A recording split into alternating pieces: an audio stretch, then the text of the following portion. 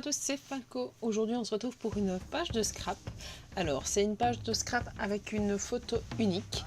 J'ai décidé de prendre un fond à l'arrière rose avec des petites étoiles et puis un autre à l'intérieur, enfin que je vais mettre à l'intérieur pour pouvoir avoir une petite retour de gris parce que je trouvais que ça allait vraiment super bien avec la photo et puis je voulais une note de couleur et j'ai décidé de prendre de la couleur verte.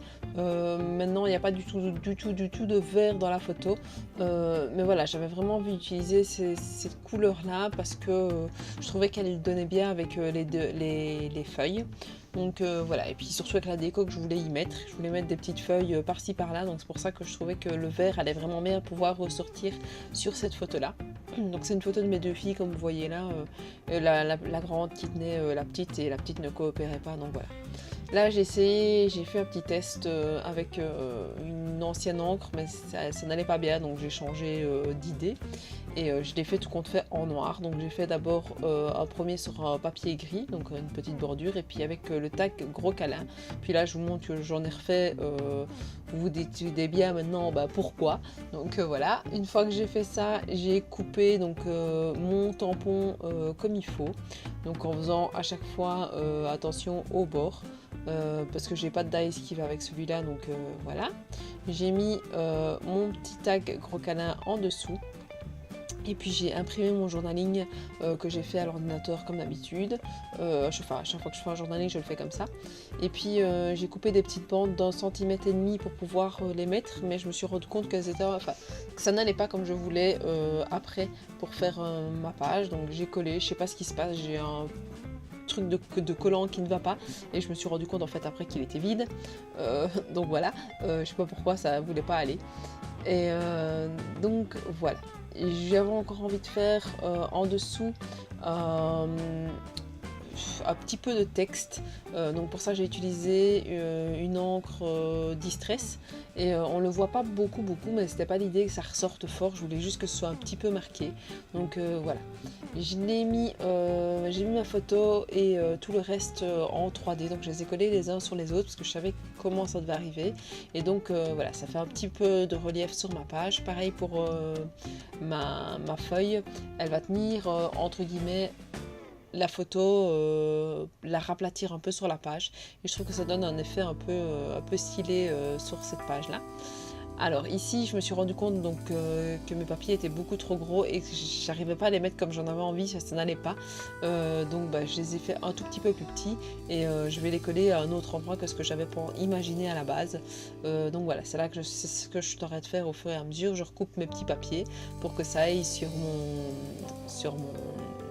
mes feuilles en soie, et je voulais pas qu'elle soit trop grosse. Maintenant je pense que si j'avais mis juste le texte j'aurais pu le mettre là où je pensais, mais l'idée justement était quand même d'avoir un petit effet derrière et un petit rappel des couleurs.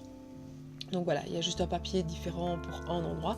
Alors après je les ai collés, ça a été un peu plus compliqué que ce que je pensais à la base parce que c'est vraiment tout petit et donc il faut que je joue avec les papiers quoi.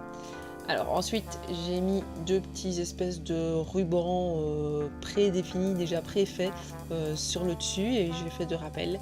Et puis je voulais faire ma couture. Alors au départ je me suis dit je vais utiliser un traçage à la latte, mais je me suis dit non parce que j'ai les petites bordures dessus.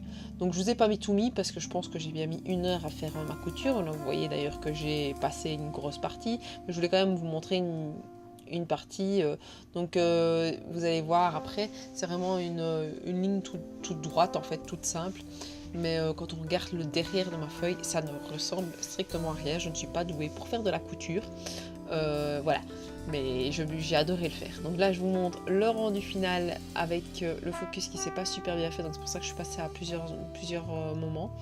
Je vous montre un peu le rendu final de cette page avec les différents éléments. N'hésitez pas à commenter, à me dire ce que vous en pensez, ce que je pourrais faire pour m'améliorer dans une page aussi.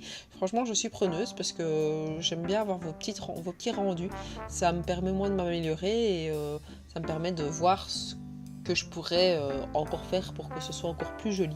Donc voilà, je vous montre l'enveloppe de ce mois de mars, donc avec l'hashtag mars, ce que je vais y mettre. elle se remplit bien. Donc pour celui qui va l'avoir en mars et février, il y aura pas mal de choses. Sur mon avis, il y en aura moins après parce que je ferai ça sur un mois. Donc je vais mettre l'autocollant, donc gros câlin, et l'autre petit rond dans l'enveloppe. Et là je réfléchissais à ce que j'allais mettre, et je vais mettre aussi une petite plume. Alors n'hésitez pas à mettre un petit pouce bleu, à commenter comme je vous l'ai dit, à mettre l'hashtag mars pour recevoir l'enveloppe, enfin avoir une chance de recevoir l'enveloppe, à vous abonner à ma chaîne, à mettre la petite cloche pour avoir les différentes vidéos qui pourraient arriver, à me suivre sur Facebook et sur Instagram, et je vous dis à la prochaine. Ciao ciao.